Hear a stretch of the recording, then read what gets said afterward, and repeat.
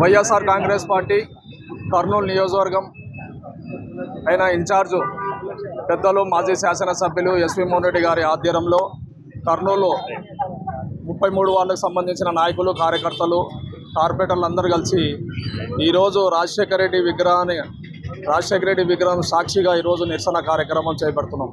ఎందుకంటే హిందూపూర్లో జరిగిన సంఘటన రాష్ట్ర వ్యాప్తంగా అందరూ చూసినారు.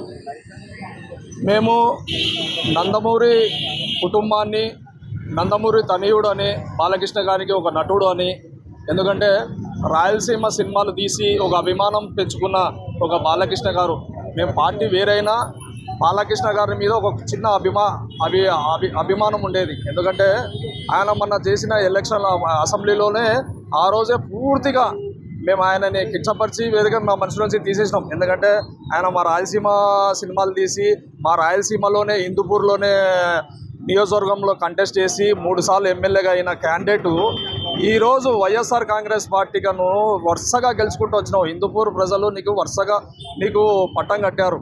అయినా కానీ ఏనాడు వైఎస్ఆర్ కాంగ్రెస్ పార్టీ హిందూపూర్లో నీ గురించి కానీ, నీ నందమూరి ఫ్యామిలీ గురించి కానీ, నీ పార్టీ గురించి కానీ ఓవర్ యాక్షన్ చేసి మేము చేసినట్టు దాఖలా అనేది లేవు.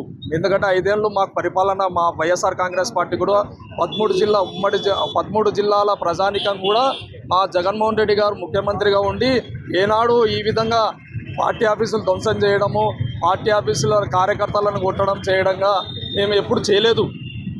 ఆ రోజు మీరు చేసిన కార్యక్రమాలను బట్టి, మీరు మాట్లాడిన ప్రవర్తనను బట్టి మా వాళ్ళు పోయి పార్టీ ఆఫీస్ మీద పోయి దర్శనం చేయడం జరిగింది. అంతేగాని ఈరోజు హిందూపూర్లో వైఎస్ఆర్ కాంగ్రెస్ పార్టీ సమన్వయకర్తగా అయితే కానీ ఆడున్న నాయకులు, ఆడున్న మాజీ చైర్మన్, మళ్ళీ మున్సిపల్ చైర్మన్ అందరూ ఎవ్వరూ మీకు కూటమి ప్రభుత్వాన్ని గురించి ఏ విషయం అనుకుంటే కూడా మీరు ఏ రోజు నిన్నగాక మొన్న మీరు పోయి పార్టీ ఆఫీస్ని ధ్వంసం చేయడము ఎంతవరకు సమంజసం?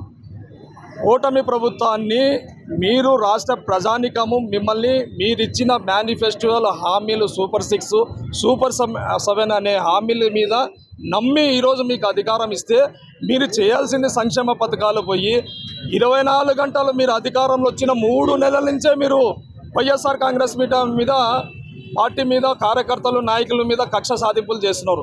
ప్రతి నెల ఏదో ఒక నాయకుడిని జైలు పంపించడము, ప్రతి వారము ఎవరినో ఒకరిని కొట్టడము, ఎవరినో ఒకరిని ధ్వంసం చేయడము, ఇదే విధంగా మీరు 18 నెలల నుంచి ఈ విధంగా కార్యక్రమాలు చేసుకుంటూ మీరు ప్రజలకు ఇచ్చిన హామీలు ఎప్పుడు నెరవేరుస్తారు? ఇదంతా రాష్ట్ర ప్రజలు అందరు గమనిస్తున్నారు. రాబోయే రోజుల్లో ఖచ్చితంగా మిమ్మల్ని బుద్ధి చెప్పే రోజు ఖచ్చితంగా వస్తుంది.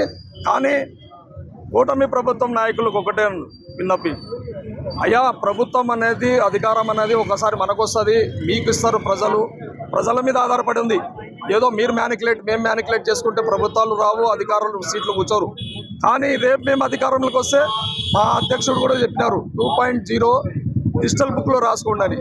అయినా కానీ మేము వద్దు, సామరగా రేపు రాబోయే తరానికి రాజకీయం అంటే రాజకీయంగా ఒక హోదాగా ఉండాలని మేము నిర్మించాలని కోరుకుంటూ కూటమి ప్రభుత్వం ఇప్పటికైనా మారుకుంటుందని తెలియజేస్తూ ఈరోజు వైఎస్ఆర్ కాంగ్రెస్ పార్టీ తరఫు నుంచి, కర్నూలు నియోజకవర్గం తరఫు నుంచి మేము ఈరోజు నిరసన కార్యక్రమం చేయబడుతున్నాం. Thank you.